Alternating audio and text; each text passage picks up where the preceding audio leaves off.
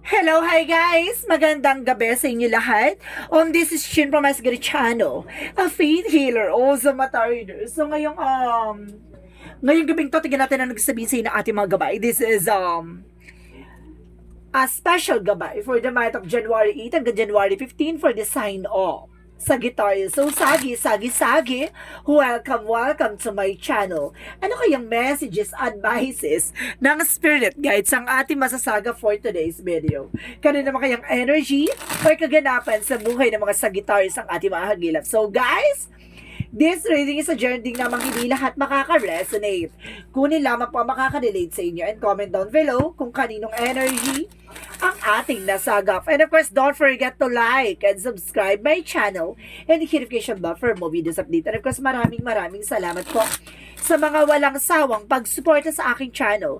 Lalo na hindi nag-skip ng ads, naway pagpalain kayo ng Diyos at may kapal, siksik liglig nag-uuma po ang biyayang manumbalik sa inyo. And of course, maraming salamat po. Umpisahan na natin ang laban.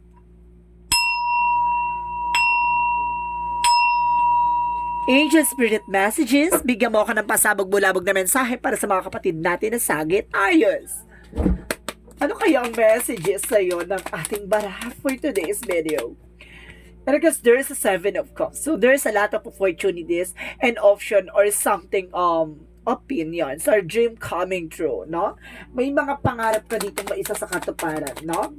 Maraming choices, maraming possibilities or something kumbaga, illusions or dreams or something, imaginations kang matatanggap dito. And of course, there's a High Priestess. The High Priestess is a mystery behind. No? May mga bagay dito, guys, na kumbaga, hindi ka pa nakikita. Hindi mo pa siya nakikita or something, parang wala kang idea or some of nowhere.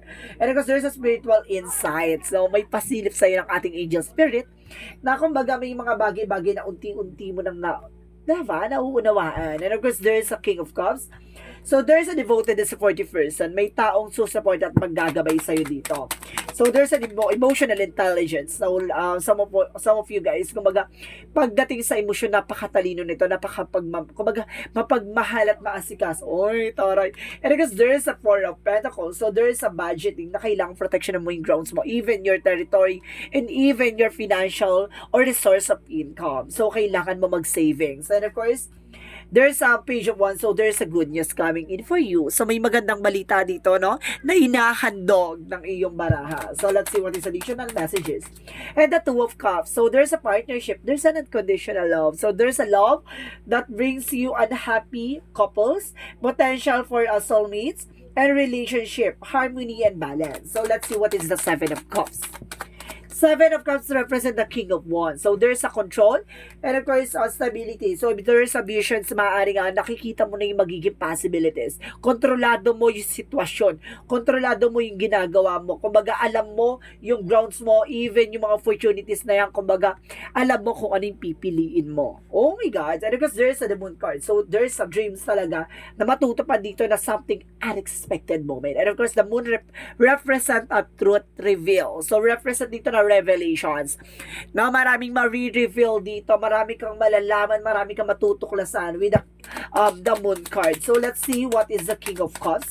So, there's a Five of Wands. So, there's a complications, no? Some of you, kumbaga, pagdating sa pag-ibig, pagdating sa love life, kumbaga, komplikado, no? Kumbaga, lagi ka nasasaktan, lagi kang pinagpapalit or lagi kang iniiwan. Ay, and kasi sinasabi dito na Five of Wands is competition. So, may mga competitor or something information na nagkakaroon ng arguments at the same time, breakdown, hiwalayan, ganon. So, let's see what is the Four of Pentacles represent the higher fight. So, there's a lesson learned. May mga bagay ka natutunan about sa finances. Kasi, at the end of the time, about sa savings sa resource of income mo, kailangan magkaroon ka ng protections dyan, no? Save mo yung kung ano man yung mga pinaghirapan mo. Kasi at the end of the time, may mga lalapit sa'yo, mangungutang ako maghihingi ng tulong. At the end of the time, kapag siningil mo, masama ka pa. Diba? Kung sinasabi dito, guys, there's a higher fight na matuto ka na sa mga pinagdaanan mo. Huwag kang syunga-syunga. Huwag kang ditong parang sa madaling salita, huwag kang magpapabudol. Ganon. Guys, sorry for the word na syunga ha. Ganun talaga. So, kailangan natin i-pinpoint yun. Hindi pwede tayo magpaano-ano dito. Ganun na. So, guys, there's a 7 of Pentacles. So, there's a harvest time. At the end of the time, magkakaroon ng harvest dito. Huwag ka mag-alala kasi may magandang balita. And of course, sinasabi sa'yo dito, there's a paying off. Kumbaga, lahat ng sacrifices mo, kumbaga, there's a hard work is paying off. Nalalapit na ang lahat ng kabayaran. Ganon. Ang kabayaran ay lalalapit na. Ay, ang ganda ng ano dyan ha, caption dyan, later yan. And the Two of Cups represent the Nine of Pentacles. So, there is a blossoming abundance. So, lalakas na ang iyong negosyo or lalakas ang iyong finance source of income. So, there's a potential pagdating sa wealth, no? Kumbaga, may potential kang yumaman. Pagdating sa partnership, gato, ganyan. Kumbaga, pipiliin mo yung taong mamahalin mo. Kasi some of you guys, kumbaga, pag nagmahal ka, no? Kumbaga, minsan, nagiging syunga ka talaga sa pagdating sa mag-ibig, no? So, ganun talaga, no? Kasi pag nagmahal ka talaga, minsan talaga kapag siniminahal mo ng baga, yun talaga, no? You want it to hanggang sa dulo, no? And because though, there's a devil, so there's an information na may nanggugulo sa'yo, guys, no? Kumbaga, ginugulo ka nito, lahat ng mga bagay-bagay sa kontrolado mo, so there's an information dito na yung mga hindi-expect mo, nagkakaroon na unexpected, or suddenly, guys, the devil represent delays or something toxicities around you, no? May mga toxic behavior or toxic attitudes or mga toxic friends or toxic relatives kang nandito with the devil energy. Pero lakas ng sense dito, there's a black magic, no? And of course, sinasabi ko, it's a like a black magic. It's either hello, crosswatcher. Kung ikaw ang crosswatcher dyan, there's a Sagittarius na gumagawa ng hindi maganda. Mayroong gumagawa ng black magic dito na Sagittarius. Or some of you guys, no? Kumbaga, there's a vice versa na maaaring yung person na Sagittarius ang gumagawa, no? So, there's a 10 of Wands. So, there's a complication or burden. No? Marami kang mga naranasan dito. Marami kang natutunan. Marami kang, kumbaga, there's a responsibilities and obligations kang talagang sinampal ka ng katotohanan dito na, diba? Sa lahat ng mga pinaghirapan mo, kumbaga lahat ng mga ginawa mo, no? Kumbaga tinrider ka pa, pero don't you worry kasi sinasabi dito naman, kumbaga there's a dream coming true, matutupad na yung pangarap mo, no? Kumbaga nagkakaroon ng delays sometimes, no? Pero nandun pa rin sa kumbaga matutuloy pa rin, no? At makikita mo ang sinagliwanag. And of course there's a King of Cups and the Five of Wands. And of course, guys, there's the hangman. I told you, no? There's a delay. So, some of you guys, na pagdating sa buhay pag-ibig, minsan nagkakaroon tayo ng delays, no? Kumbaga, kala mo siya na, yun pala may taong darating pa. Or either, kumbaga, nagkakaroon ka ng breakup or something, separation. Kumbaga, yun pala, kumbaga, pinaglayo kayo ng tadhana, pero pagbubuklo din kayo ng pagkakataon. So, there's the Six of Wands. So, there's a victory and success. So, matuto ka na, no?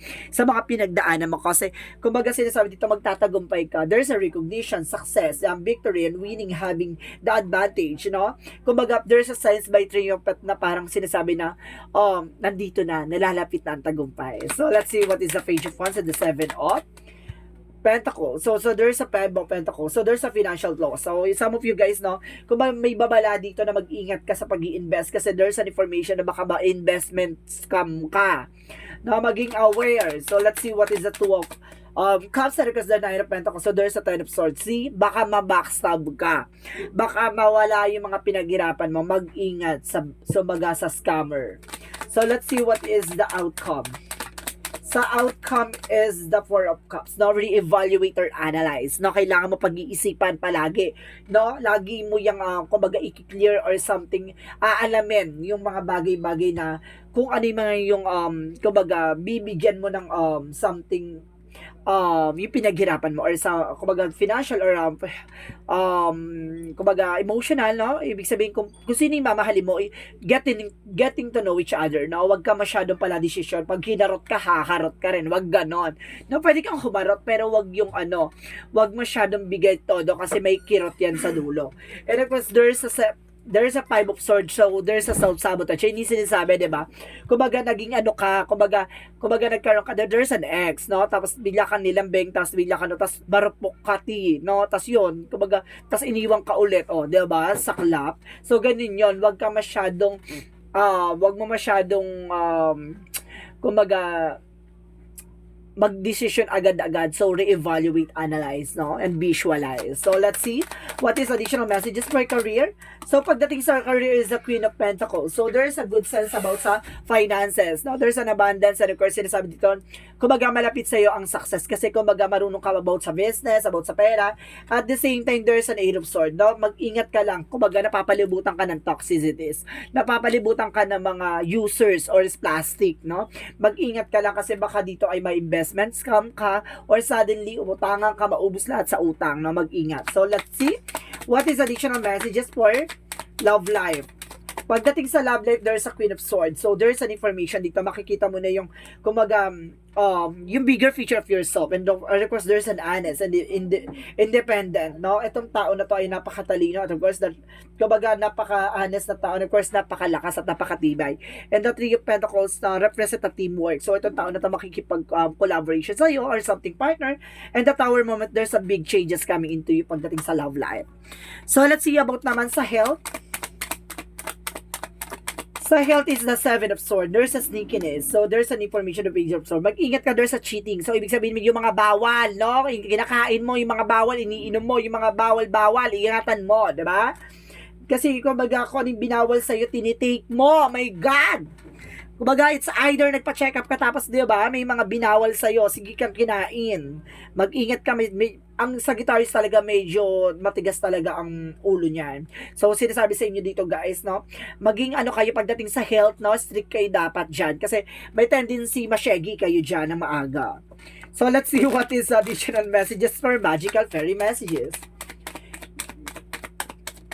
For magical fairy messages, and there's a new career. Sabi, may bagong career, di ba? So, sinasabi dito, there's a possible na magkakaroon ka ng bagong trabaho or bagong negosyo or your work focus is shifting in a positive and new success direction. So, diba? Sabi? So, let's see what is a yin and yang oracle card. A yin and your oracle card represent the reflections, no? Yung mga ginagawa mo, magre-reflect lang yan sa'yo. So, ibig sabihin, be aware sa mga gagawin at kinikilos mo. Ayun sinasabi ko dito, no? Some of you Sagittarius, kung gumagawa ka ng black magic, itigil mo yan. Kasi there's an information na may reflection. Babalik sa'yo lahat ng mga ginawa mo. Or either, so there's a cross-watcher out there, no? Kung ikaw ay ginagawan mo ang Sagittarius, so mag-ingat ka lang. Kasi magre-reflect to sa'yo, no? Okay, so some of you cross-watcher, maging aware kayo. There's a reflection na magaganap. And because there's a seed. So, some of you guys, no? Kumbaga, there's a seeds dito na maaaring yung mga tinanim nyo, no? Maaaring magbunga na. Lahat ng pinagpaguran nyo. And of course, there's a message and dreams, no? See, I told you, there's a message sa'yo sa panaginip mo or either na matutupad ng pangarap mo. Oh my God. So, let's see what is additional messages for Archangel Raphael. For Archangel Raphael messages, diet is important here. So, kailangan mo mag-diet, no? Baka masyadong na nagbubus ang iyong body. Masyado ka na masyobis, no? Or something, kumbaga, baka mataba ka na, or some of you, baka kailangan mo talaga mag-diet kasi parang nagkakaroon ka ng health issues. Like, hindi ka baka nahihirapan ka magbuntes, or baka nahihirapan ka, diba? Magkaroon ng menstruation, that because of your, yung kumbaga abnormality pagdating sa kumbaga sa katabaan mo, ganon. So mag-ingat lang, no? No hate tayo dito guys ha. So ang sinasabi ko lang dito yung nababasa natin sa baraha, wag masyado pong kumbaga it's a nagabay po tayo dito ha. Wag niyo akong inaartihan. Charis, lang. And because there is a patience, so kailangan niyo habaan ng pasensya niyo dito, no? Kumbaga there's a perfect timing. So ibig sabihin dito, maaring luhaan ka ngayon, no? May mga bagay na nararamdaman ka ngayon. So sinasabi sa'yo dito, matatagpuan mo yung taong para sa'yo in the near future. Diba? Hindi ka sa lahat ng oras nandiyan sa down part. So ibig sabihin, iaangat ka ligado. And of course, there's the blue flame. So, there's an awakening. I told you, no? Parang ginigising ka lang sa katotohanan. Masakit man tanggapin, o masakit man pakinggan. So, yun ang totoo, no? On point, on point tayo dito. And of course, you're not for everyone. So, hindi ka para sa lahat, diba? So, hindi ka palengke na para puntahan ng lahat. So, ibig sabihin dito, there's a weirdness or something na kakaiba ka. So, yun ang kailangan i-embrace mo. Yung kahalagahan mo, yung worth mo. Diba? And of course, in some of the angels messages, there's a healing. So, there's a healing dito, guys. And there's a movement, no? Gagalaw na ang eksena, no? May mga improvement na magaganap sa buhay mo. And of course, there's a spirituality. About sa spiritual mo, there's a spirituality talaga, guys, no? So, kailangan nyo mag-meditate dito. Maaaring ginagawan kayo sa guitarist ng hindi maganda dito. So, kailangan nyo may protection kayo kasi nasa ganun hindi sa inyo above. Hindi nyo nararamdaman yung ginagawa sa inang tao na to. And of course, there's a snake. Kasi may ahas. No? May ahas. There's a release and snakes, no? May traitor sa'yo. So, mag-ingat ka. So, let's see what is the romance angels. Let's see what is the romance angels. So, there's a trust. So, magtiwala ka, guys, no? The situation is calling for you, have faith. So, kailangan mo magtiwala. And because there's a release your ex, no? Kailangan mo na pakawalan yung ex mo. Huwag ka masyadong ti. Diba? Hindi ka mabubuhay sa nakaraan. Kailangan mo nang mahalin yung kasalukuyan. Diba? Matuto ka na. Past is past. Never come back. Ganun yun. Wag mo nang binabalikan ng nakaraan. Masasaktan ka lang. There's an innocence, no? Kumbaga sinasabi dito, maaaring innocente ka pa. Parang feeling mo, parang, kumbaga there's an immature, parang sinasabi dito, there's an immaturity, no? Kailangan maging mature ka yung isip mo, yung mindset mo, even your perspective, baguhin mo. And of course, there's a pay attention to your dreams. So, dapat tumututo ka sa pangarap mo. Huwag dun sa pangarap ng iba. Diba? Kailangan tutukan mo yung pangarap mo, team. So, let's see what is a chakra. Mamaya pangarap mo pala yung iba. And of course, there is a facade. So, mag-ingat ka sa mga nagbabalat kayo, sa mga nagpapanggap. And of course, there's a perseverance, no? Ang Sagittarius is, kumbaga, matyagang tao yan. So, ibig sabihin dito, kailangan mo magtyaga. And of course, may tyaga talaga ikaw. Yung mga Sagittarius, matyagang tao yan, eh. And of course, there's a service. So, some of you public servant or something services yung trabaho mo, no? So, let's see what is additional messages. And of course, guys, there's a family. So, there's a family related or something family-oriented ka, no? And of course, sinasabi dito, guys, there's an infinite abundance. Oh my God. So, may walang hanggang wakas na tagumpay at kasaganahan dito. Panalo ka dito, ha? So, kumbaga, magiging masagana ka. Sinasabi dito, sinusuportahan ka. At, kumbaga, ginagabayan ka ng ating divine. So, let's see what is additional messages. Angels messages, sinasabi, there's a success. Wow, abundance and success is here. So, ibig sabihin talaga magtatagumpay ka. At sinasabi dito sa'yo, there's a change. May bagay kang kailangan baguhin. No?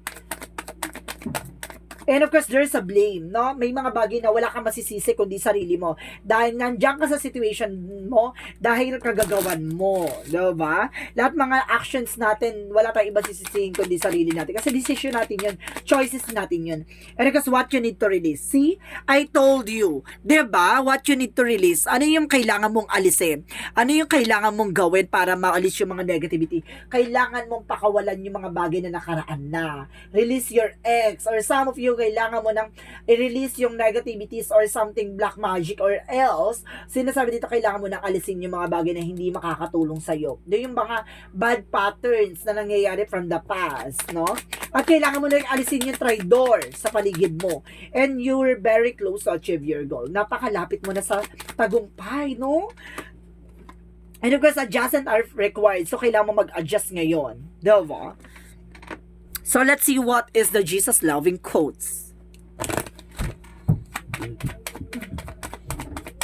Jesus-loving quote said, He that believe on me, the works that I do shall he do, and greater works that this shall he do because I go to my Father. So, ibig sabihin dito, maniwala ka lang, no?